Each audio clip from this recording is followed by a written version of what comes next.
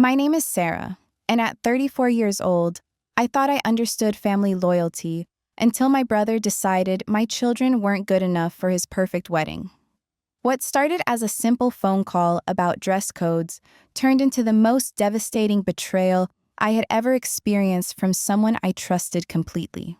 But sometimes, when family shows their true colors, the only language they understand is their own.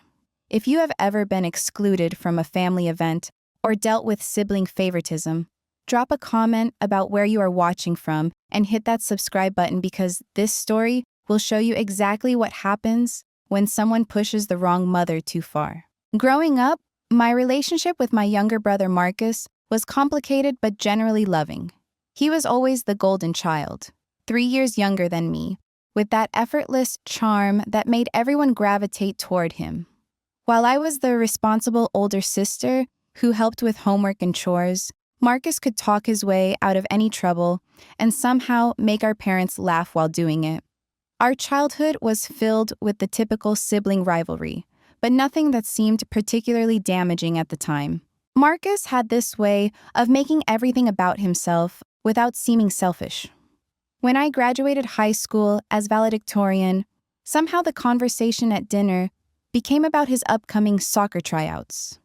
When I got into college with a partial scholarship, the focus shifted to his art project that needed to be finished. It was subtle, so subtle that I often questioned whether I was being oversensitive or imagining the pattern. By the time we reached our 20s, I had settled into my role as the dependable big sister. I had married my college sweetheart, David, a kind accountant who worked steady hours and never forgot a birthday. We bought a modest house in the suburbs and started our family relatively young. Our first child, Emma, arrived when I was 28, followed by twins Oliver and Sophie 2 years later. Life was busy but fulfilling in that chaotic way that only parents of young children can understand. Marcus, meanwhile, had taken a completely different path. He moved to the city after college, worked in marketing for a tech startup, and lived in a trendy loft apartment that he was constantly renovating and posting about on social media. He dated frequently, but never seriously, always claiming he was focusing on his career and personal growth. Our parents often worried about him settling down, but Marcus would just laugh and say he was living his best life. Despite our different lifestyles, we maintained regular contact. Family dinners every few months, holidays together, birthday celebrations for the kids, where Uncle Marcus would arrive with expensive gifts that made him the immediate favorite. He was genuinely good, with Emma, Oliver, and Sophie playing elaborate games and telling stories that had them in stitches. I appreciated that he made an effort with my children, even though his visits were infrequent and usually brief. The dynamic began shifting about 2 years ago when Marcus started dating Vanessa. She was everything I was not. A tall, sophisticated marketing executive with a designer wardrobe and strong opinions about everything from wine to interior design. Vanessa had never been married and had no children, often making comments about how much freedom she enjoyed without those responsibilities. Her tone when discussing my kids was polite but distant, as if they were interesting pets rather than human beings. Vanessa quickly became a permanent fixture at family gatherings, and with her arrival came subtle changes in how Marcus interacted with the rest of us. Suddenly, our modest suburban lifestyle seemed to embarrass him slightly.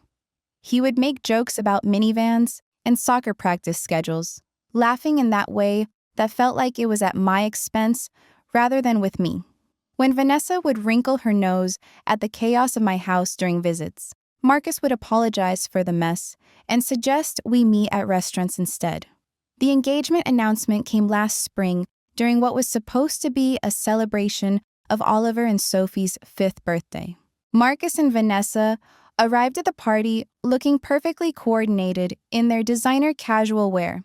And halfway through cake time, Marcus stood up and announced that he had something important to share.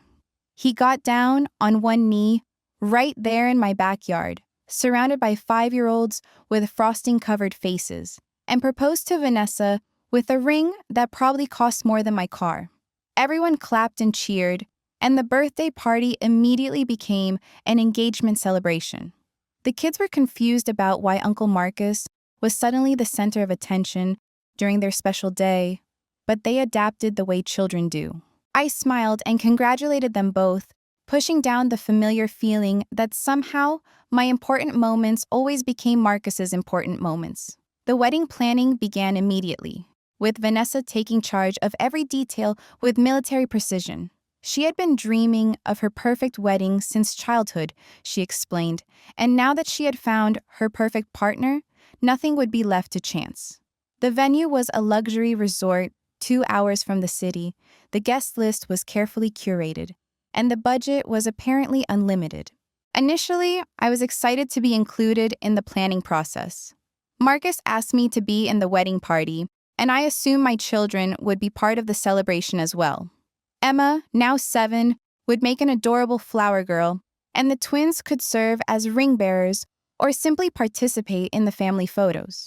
I began shopping for appropriate outfits and even looked into childcare options for the reception in case things ran too late for young kids. The first hint of trouble came during a family dinner about 6 months before the wedding. Vanessa was detailing the various vendors they had hired when she mentioned something about the ceremony being adults, only to maintain the sophisticated atmosphere they were hoping to create. When I asked for clarification, she explained that they had decided to have a child-free wedding to ensure everyone could relax and enjoy themselves without distractions. I felt my stomach drop but tried to remain diplomatic. I asked if there would be exceptions for immediate family, explaining that my children would be devastated to miss Uncle Marcus's wedding. Vanessa's smile became tight as she explained that rules needed to apply equally to everyone to avoid hurt feelings. Marcus nodded along, supporting her decision without meeting my eyes directly. Our parents looked uncomfortable but said nothing, clearly not wanting to cause conflict before the wedding. David reached under the table and squeezed my hand, recognizing the hurt in my expression even as I tried to keep my voice level. I suggested that perhaps we could arrange for the children to attend the ceremony and then leave before the reception, but Vanessa shook her head firmly. The entire day was being designed as an adult experience, she repeated, as if I had not understood her the first time. That night, I lay awake, staring at the ceiling while David slept beside me. The logical part of my brain understood that couples had the right to plan their wedding however they wanted. The emotional part of my brain felt like my brother was choosing his fiancée's vision over his relationship with his nieces and nephew. I tried to tell myself I was being oversensitive, that this was not personal, that I should focus on supporting Marcus during this important time in his life. But deep down, something felt fundamentally wrong about excluding children from a family celebration, especially when those children adored their uncle and had been looking forward to being part of his special day. Emma had already started practicing walking slowly and carefully, preparing for her role as flower girl. Oliver and Sophie had been talking about wearing matching suits and being helpers at Uncle Marcus's party. The next few weeks brought additional details about the wedding that made the exclusion of my children feel even more pointed and deliberate. This was not going to be a simple, intimate ceremony with a handful of close friends and family members. The guest list, as it turned out, included over 150 people. Vanessa's co-workers from her marketing firm would be there with their spouses. Marcus's college roommates were flying in from across the country. Distant cousins I had never met were receiving invitations. Even some of Vanessa's high school friends who barely knew Marcus were being included in this supposedly intimate, adults-only affair. What made it worse was discovering through social media that several of these guests had children who were also not invited. Yet somehow, this felt different. Those people could make arrangements, hire babysitters, or simply decline if childcare was an issue. For me, these were not random children, but my own kids, Marcus's own nieces and nephew, who had been part of his life since they were born. The wedding shower was held at an upscale restaurant downtown, and I dutifully attended with a generous gift and a forced smile. Watching Vanessa open present after present while receiving congratulations from women who had never met my children felt surreal. Several guests mentioned how excited they were about the child-free aspect of the wedding, describing it as refreshing and sophisticated. One woman actually said she was looking forward to not having to worry about children running around and causing disruptions. I excused myself to the bathroom and called David, whispering angrily into the phone about how ridiculous the whole situation had become.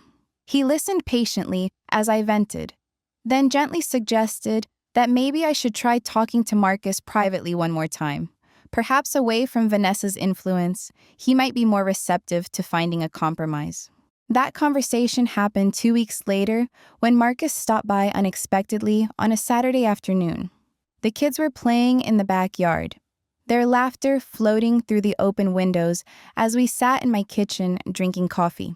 I decided to approach the topic carefully, acknowledging that I understood their desire for an elegant celebration while explaining how disappointed the children were about not being included. Marcus listened without interrupting, his expression unreadable. When I finished speaking, he was quiet for a long moment, staring into his coffee cup. Finally, he looked up and said he appreciated my position, but the decision had been made. Vanessa had worked incredibly hard to plan their perfect day, and changing the format now would be unfair to her and potentially offensive to other guests who had already made arrangements. I asked him to consider the possibility of having the children attend just the ceremony, leaving before the reception began. Or perhaps including them in family photos earlier in the day, even if they could not stay for the actual wedding. Marcus shook his head, explaining that Vanessa felt strongly about maintaining consistency in their vision. Making exceptions, even for family, would compromise the atmosphere they were trying to create. The conversation that followed revealed things about my brother that I had never fully recognized before. He spoke about how important this wedding was for his image, how Vanessa's connections in the marketing world could benefit his career, and how they were trying to establish themselves as a sophisticated couple within their social circle. When I pointed out that his nieces and nephew were well-behaved children who would not cause problems, he actually laughed. He said that all parents think their kids are well-behaved, but children are inherently unpredictable. What if Emma had a meltdown during the ceremony? What if the twins got bored and started acting up? What if someone spilled something on their expensive outfits or made noise during the vows? The risk was not worth taking, he explained, especially when the solution was so simple. Just get a babysitter for the day. I stared at my brother, this man who had been Uncle Marcus to my children for years, who had taught Oliver how to throw a baseball and helped Sophie learn to ride her bike. The person sitting across from me seemed like a stranger wearing Marcus's face. I asked him if he remembered Emma's last birthday party, when she had specifically requested that Uncle Marcus be there because she wanted to show him the picture she had drawn of their family. He nodded absently, already checking his phone. The final straw came when I learned about the exception that proved the rule. 3 weeks before the wedding, our cousin Jennifer's 2-year-old daughter Lily would apparently be attending after all. Jennifer was in the wedding party, traveling from out of state, and had explained that finding childcare in an unfamiliar city would be nearly impossible. Vanessa had graciously agreed to make an exception in this special circumstance.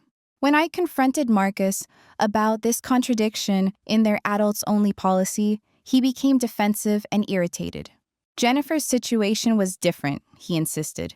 She was in the wedding party, she was traveling from far away, and Lily was just one quiet toddler who would probably sleep through most of the ceremony anyway. The twins were older and more likely to cause disruptions, he reasoned, and Emma could be emotional and unpredictable at formal events. I pointed out that Emma had attended several family weddings without any problems, and that Oliver and Sophie were actually quite good at sitting quietly when the situation required it. Marcus cut me off, his voice taking on an edge I had rarely heard before. He said I was being unreasonable and making their wedding planning more stressful than it needed to be. This was supposed to be the happiest time in his life. And instead of supporting him, I was creating drama over something that really was not that important in the grand scheme of things. Not that important. Those words echoed in my head for days afterward. My children's feelings, their excitement about being part of their uncle's wedding, their confusion about why they were not welcome at this family celebration, none of that was important enough to reconsider a decision that seemed increasingly arbitrary and cruel. David found me crying in our bedroom that night, finally releasing the frustration and hurt I had been carrying for months. He held me while I sobbed about feeling like my family was being deliberately excluded, like my children were being treated as second-class relatives who were not worthy of participating in important family moments. The worst part was knowing that this would not be the last time something like this happened. If Marcus and Vanessa were willing to exclude my kids from their wedding, what about future holidays, anniversaries, or other celebrations? The RSVPs were due the following week, and I found myself staring at the response card for days, unable to decide what to do. Attending the wedding would mean leaving my children with a babysitter while I celebrated a union that had already caused so much pain in our family. Not attending would create an even bigger rift and potentially damage my relationship with Marcus permanently. I called my mother for advice, hoping she might offer some perspective or even intervene on behalf of her grandchildren. Instead, she urged me to be the bigger person and attend the wedding without causing any more conflict. Marcus was her baby, she reminded me, and this was his special day. Surely I could find a babysitter for one afternoon and focus on celebrating my brother's happiness, rather than dwelling on what felt like a minor inconvenience. Minor inconvenience. Another phrase that would haunt me for weeks. The systematic exclusion of my children from their uncle's wedding had been reduced to a minor inconvenience that I should gracefully accept in the name of family harmony. The message was clear. My feelings did not matter, my children's feelings did not matter, and maintaining Marcus and Vanessa's perfect vision was more important than including the people who had loved Marcus unconditionally for years. That night, I made a decision that would change everything. I would attend the wedding, but I would not go quietly. If Marcus wanted to treat my children like they were invisible, if he wanted to prioritize his new wife's social ambitions over family relationships, then he would learn exactly what that choice really meant. Sometimes when people show you who they really are, the only appropriate response is to believe them and act accordingly. The wedding invitation sat on my kitchen counter for 3 days before I finally filled it out. I checked the box indicating that David and I would attend, but my pen hovered over the meal selection for a long moment. Chicken or salmon for the adults' only celebration that had become the symbol of everything wrong with my relationship with Marcus. I chose salmon and mailed the response with a return address label that suddenly felt like it belonged to strangers. The weeks leading up to the wedding were filled with an uncomfortable tension that seemed to permeate every family interaction. My mother called regularly to discuss dress options and logistics, carefully avoiding any mention of my children or the circumstances that had led to their exclusion. My father, typically the peacekeeper in family disputes, made a few awkward attempts to suggest that maybe Marcus would change his mind, but even he seemed to understand that the die had been cast. Emma asked repeatedly when we would go shopping for her flower girl dress, and each time I had to explain again that Uncle Marcus had decided to have a different kind of wedding, where only grown-ups would attend. Her 7-year-old logic could not process why some family members were welcome while others were not. Oliver and Sophie, at 5 years old, were less concerned with the specifics, but picked up on the tension in the house. They stopped asking about Uncle Marcus's party and seemed to understand instinctively that this was a topic that made Mommy sad. David tried to maintain neutrality, but I could see his own frustration building as the wedding date approached. He had never been particularly close to Marcus, but he had always respected him as my brother and appreciated his relationship with our children. Watching Marcus prioritize social appearances over family bonds had clearly shifted David's opinion. though he was careful not to voice his thoughts too explicitly around the kids. 2 weeks before the wedding, I received an unexpected phone call from Jennifer, our cousin who would be bringing her 2-year-old daughter to the ceremony. She had heard through the family grapevine about the conflict surrounding my children's exclusion and wanted to express her sympathy. Jennifer was genuinely apologetic about the exception being made for Lily, explaining that she had not requested special treatment and felt uncomfortable about the inconsistency in the policy. During our conversation, Jennifer revealed additional details about the wedding planning that made the situation even more infuriating. Apparently, Vanessa had been very specific about which children would be problematic at the wedding, describing my kids as potentially disruptive while characterizing other family members' children as better behaved. The fact that these assessments were being made about children who had known Marcus their entire lives by a woman who had spent minimal time with them felt like the ultimate insult. Jennifer also mentioned that several other family members had expressed private concerns about the way the wedding planning had been handled, but no one wanted to risk becoming the target of Marcus and Vanessa's displeasure. The wedding had become less about celebrating love and more about navigating a complex web of social politics where stepping out of line could result in permanent exile from the inner circle. That conversation planted the seed of an idea that would grow over the following days. If Marcus and Vanessa were so concerned about maintaining perfect control over their wedding day, if they were willing to hurt family members to protect their sophisticated vision, then perhaps they deserved to experience exactly how fragile that control really was. The more I thought about it, the more I realized that their obsession with perfection had created multiple opportunities for things to go spectacularly wrong. I began researching the venue, a luxury resort that catered to high-end weddings and corporate events. The website featured photos of pristine gardens, elegant ballrooms, and impeccably maintained grounds. Everything was designed to create the illusion of effortless perfection, the exact atmosphere that Vanessa had been working so hard to achieve. But every perfect system has vulnerabilities, and I was becoming increasingly motivated to find them. The breakthrough came when I discovered that the resort had a very active social media presence, regularly posting photos from events and encouraging guests to share their experiences online. They had specific hashtags for weddings and promoted their events as Instagram-worthy moments that would create lasting memories. This social media focus meant that any disruption to their carefully curated image would be particularly devastating, especially for a couple as concerned with appearances as Marcus and Vanessa. I also learned that the resort had a strict policy about outside vendors and decorations, requiring all arrangements to be coordinated through their approved list of suppliers. This meant that Vanessa had likely spent months working with specific florists, photographers, and caterers to create her perfect vision. Any last-minute changes or complications would be nearly impossible to remedy, creating maximum stress for the bride and groom. My plan began to take shape during sleepless nights when I would lie in bed thinking about years of being overlooked, dismissed, and taken for granted. This was not just about the wedding anymore.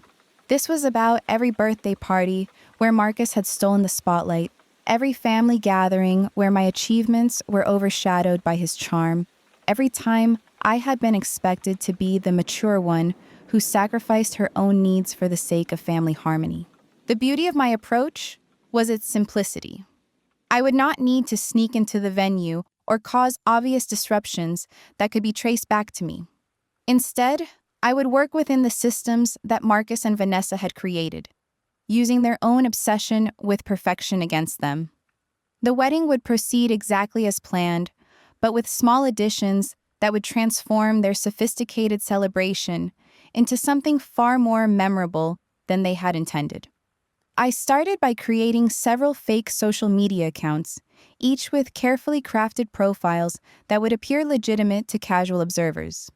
These accounts would serve as the foundation for what would become a coordinated campaign to ensure that Marcus and Vanessa's wedding received exactly the kind of attention they deserved. The accounts were geographically distributed and had posting histories that suggested real people with genuine interests in weddings, family drama, and social justice.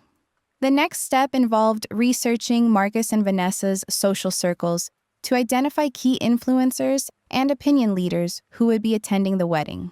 Vanessa's marketing background meant she was connected to people who understood the power of viral content and were always looking for the next shareable moment. Marcus's college friends included several people who had built careers in social media and would not hesitate to document interesting developments at the wedding. I also began gathering ammunition in the form of screenshots, emails, and text messages that documented the exclusion of my children from the wedding. Every conversation where Marcus had dismissed my concerns, every explanation about maintaining sophisticated atmospheres, every contradiction in their adults-only policy was carefully preserved. These communications would provide context for what was about to unfold, ensuring that observers would understand exactly what had motivated the events of the wedding day. The most crucial element of my plan involved timing. Everything would need to unfold during key moments of the wedding when maximum attention would be focused on the bride and groom. The ceremony itself was too risky, as obvious disruptions could be quickly contained and might generate sympathy for Marcus and Vanessa.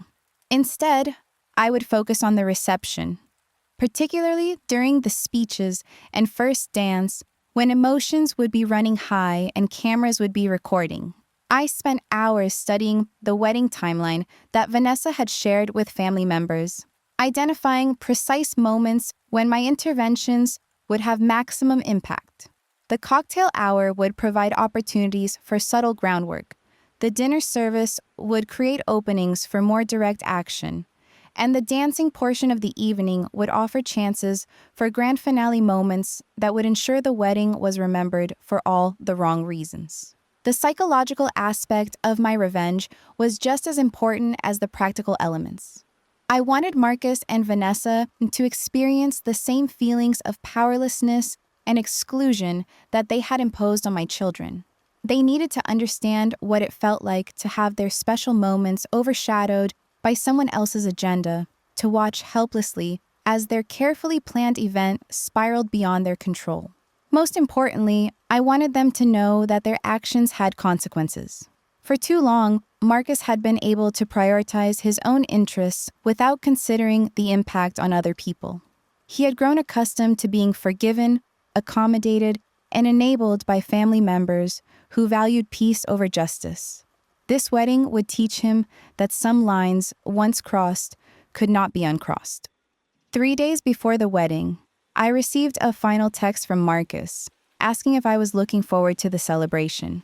The casual tone of his message, as if nothing had happened between us, as if my children's exclusion was already forgotten, confirmed that I was making the right choice. He truly believed that his apologies and explanations had resolved the situation, that I would simply accept his decision and move on without holding any lasting resentment.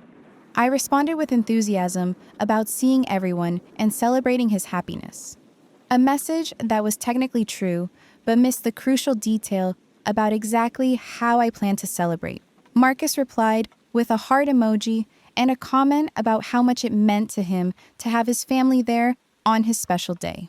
The irony was almost too perfect to believe. That night, I made my final preparations while David slept upstairs and the children dreamed peacefully in their beds. Tomorrow, they would spend the day with David's parents, playing games and eating ice cream while their mother attended a wedding that had deemed them unworthy of inclusion. They would go to bed without knowing that their absence had been avenged, that Uncle Marcus's perfect day had become something far more complicated than he had ever imagined. As I reviewed my plans one last time, I felt a strange sense of calm settle over me. For months, I had carried the weight of anger, hurt, and frustration about my family's treatment. Tomorrow, that burden would finally be lifted, transferred to the people who had earned it through their choices and actions. Marcus and Vanessa had wanted a memorable wedding and I was about to ensure they got exactly what they deserved. The morning of the wedding arrived with perfect weather, as if the universe was conspiring to make Marcus and Vanessa's day exactly as flawless as they had envisioned. I woke up early, despite having barely slept, and went through my morning routine with unusual precision. Every detail mattered today, from my choice of lipstick to the way I styled my hair. I needed to look like the supportive big sister, radiating nothing but joy and celebration. David found me in the bathroom applying makeup with surgical precision. He knew something was different about my demeanor, but could not quite identify what had changed. "Are you okay?" he asked, studying my reflection in the mirror. I smiled genuinely for the first time in weeks. "I am perfect," I replied, and meant it completely. The children were still asleep when David's parents arrived to collect them for their day of alternative entertainment. Emma had made a card for Uncle Marcus the night before, decorated with hearts and flowers and a message that read, "Congratulations on your special day." I tucked it into my purse, knowing it would serve a purpose later that Marcus could never have anticipated. The drive to the resort took exactly 93 minutes, and I spent every moment of that journey mentally rehearsing the sequence of events I had planned. David attempted small talk about the scenery and the weather, but I was operating on a different frequency now, focused entirely on the mission ahead. He eventually gave up trying to engage me in conversation and turned on music instead. The venue was everything the website had promised. Manicured lawns stretched toward a lake that sparkled in the afternoon sunlight. The main building was an elegant stone structure that looked like it had been transplanted from a European countryside. Valets in crisp uniforms directed arriving guests toward parking areas, while staff members in matching blazers guided people toward the ceremony location. I checked my phone as we approached the entrance. The fake social media accounts I had created were already active, posting innocuous comments about arriving at a beautiful wedding and expressing excitement about the celebration ahead. These preliminary posts would establish their presence at the event, creating digital footprints that would lend credibility to everything that followed. Marcus and Vanessa had spared no expense on their guest experience. Welcome bags waited at a registration table filled with locally made chocolates, bottled water with custom labels, and small potted succulents as party favors. A professional photographer moved through the crowd capturing candid moments of guests arriving and mingling. Everything was proceeding exactly according to their detailed timeline. Sometimes family shows you exactly who they are when it really matters, and the only response is to show them who you are in return. Marcus learned that excluding my children from his perfect day came with a price he never expected to pay. As I watched their dream wedding become their nightmare reception, I realized that standing up for what matters most isn't always pretty, but it's always necessary. Have you ever had to make a difficult choice to protect your family's dignity?